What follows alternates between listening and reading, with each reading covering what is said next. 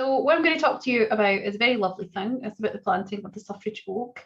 And I'm going to talk about basically how I came about to research it and just kind of what I found out. And just to kind of show that it's quite easy to find more out by using just an afternoon in the Mitchell, really. So I'll turn my PowerPoint. Hopefully you can all see this okay. Okay, so what is a suffrage oak? For those of you who don't know, it's basically an oak tree, and it was planted on a Saturday afternoon on the 20th of April 1918. We know about it partly because there was a plaque put there in 1985 by the Glasgow City Council Women's Committee, and they put it the plaque up on International Women's Day in 1985, so that's lovely. And also then in 2015, the tree was nominated by the Glasgow Women's Library as Scotland's Tree of the Year, which it won. And this is a photo from 2018, April. So I went and took a photo of it in April 2018. And this was, you can see the plaque there. So now the text on the plaque simply said that it was planted by women's suffrage organisations. And when I thought, well, basically I thought, well, who are these women? What organisations and who was involved? So I asked around. So that was the first thing I did. I said to people, do you know anything about this tree? And I asked at the Women's Library, or I asked different people. People were like, kind of like, I don't know, it was just planted by women's organisations. So I Googled it, and honestly, not much came back. And then I decided that I would go to the Mitchell Library and look in the newspapers around about the date it was planted. And I must say, and that's, I would say, one of the key methods for suffrage history is newspapers, because the newspapers are great because what they do is they'll kind of quote what the people said at the meetings. So it's obviously it's an interpretation of what they said, but generally it lets us hear people's voices in the newspaper. So it's a really good place to study suffrage history. So what did I find out? So I found out that these were the suffrage organisations involved. And this was quite interesting because, well, I noticed on Wikipedia, I was having a look at the entry there, and I noticed it's called the Suffragette Oak, which technically, for a historian, is not really accurate because, you know, the suffrage movement is made up of suffragettes and suffragists, as we know, and the suffragettes is generally the name that we give to the Women's Social and Political Union, but also the Women's Freedom League, who you can see on that list there. And they are the more militant basic suffrage activists. And the others are the suffragists, or who maybe like to call themselves constitutional suffragists. And they do things like petitions, and they hold public meetings, processions, writing to their MPs. And they've been active, I suppose, the longest in the fight for the vote since about 1860s.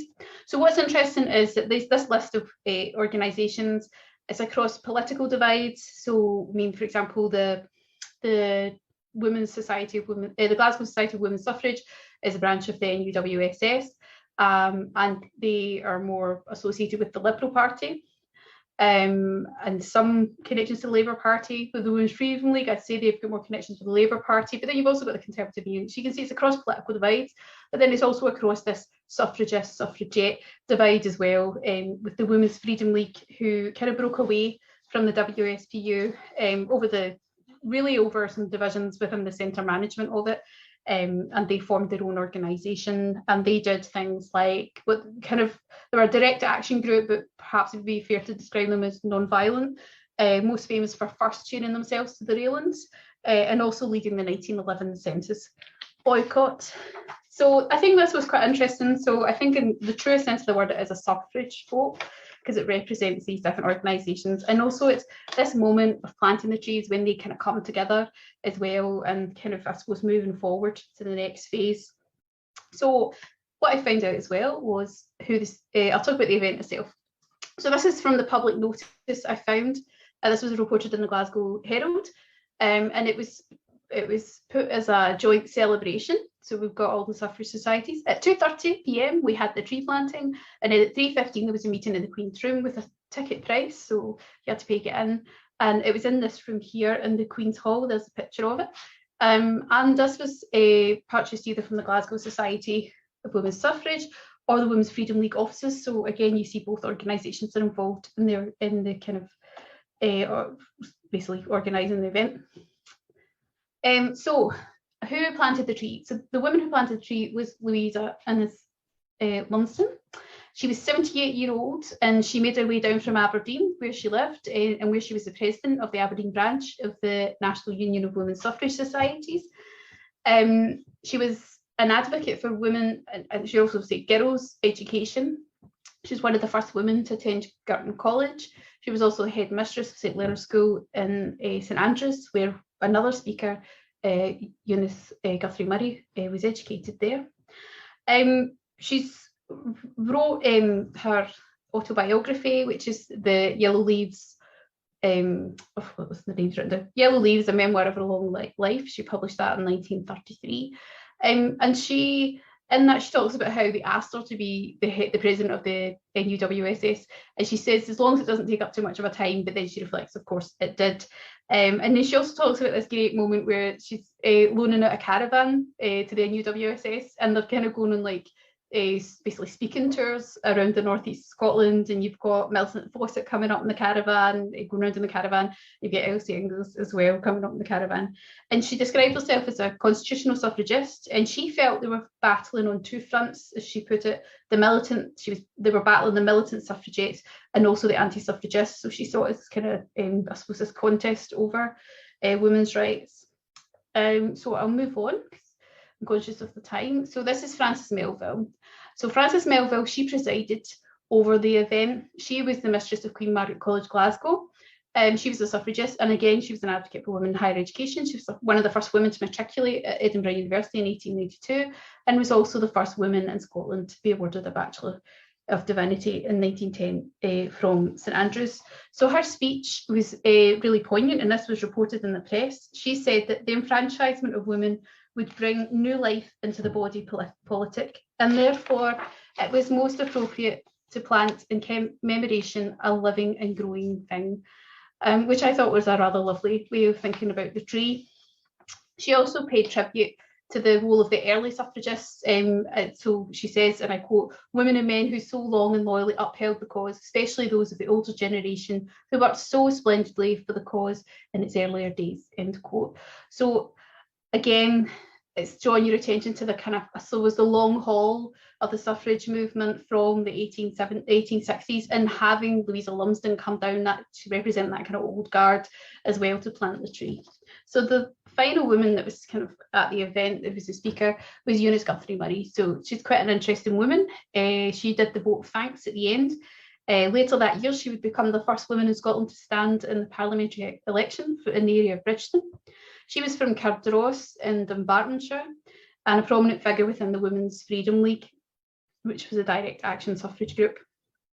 She was arrested twice for addressing public meetings, but she wasn't charged or imprisoned, but she took part in the WSPU processions in London and Edinburgh. She was an activist on women's rights. She writes extensively on the subject, and if you Google her, you can find quite a few of her writings online. So at Kelvingrove on that April afternoon, she said, "No woman looking back on the long fight for suffrage would help being glad she was a suffragist." And she also emphasised this idea of women being ready and prepared to take on the responsibility of governance. So underpinning the whole day, though, was this kind of tension and the fact that, okay, this act had been passed in 1918, but not all women have got the votes. Some women are excluded. So women over 30 who are the speakers, basically, but in contrast, all men over 21 have now got the vote. So when they address this idea that it's a huge step forward, and yes, it's a celebration, there's this kind of idea, I think, underpinning a lot of what was said in the papers, that there was still work to do. Louisa Lumsden, for example, her message to the younger women who felt bitterly about being excluded was, "Have patience, prepare yourselves, you cannot be too good for the opportunities that may come in the future." And then in the Queen's rooms, when Christina Macmillan, who many of you will know, she presided over that as the chair, and she said, "In celebrating the victory of women's suffrage, we are cognizant of the fact that many women were not included, and while they rejoiced in enfranchisement of women over 30, they hoped it would not be long before other women were also enfranchised." So just to sum up then, so what does the oak mean? I think it's a symbol of conciliation between different suffrage organisations. I think it's definitely a celebration of what they had achieved, But I think there was this underlying idea that the job wasn't finished. And that's true, because in 1918, well, they weren't necessarily united on an issue of suffrage. There was lots of activity on a number of women's issues, from education, birth control, working conditions, and of course, they did continue to try and achieve universal suffrage for all women, which they did in 1928. So I'll finish with a quote from Louisa Lumsden, and this is what she said when she planted the oak. She said, "The vote was a door to everything, and the door was open." And I just love this, because I think for me it sums up my understanding of the suffrage movement, that it was basically to get the vote was to create more opportunities for women in other areas of life. And I think the job is still ongoing. So it's lovely to have the oak as an inspiration for women of Glasgow. And I think we all agree that we're still working on the job. So thanks everyone for listening, and I hope you found that useful. And that was literally just an afternoon in the Mitchell to find all that out. So thanks.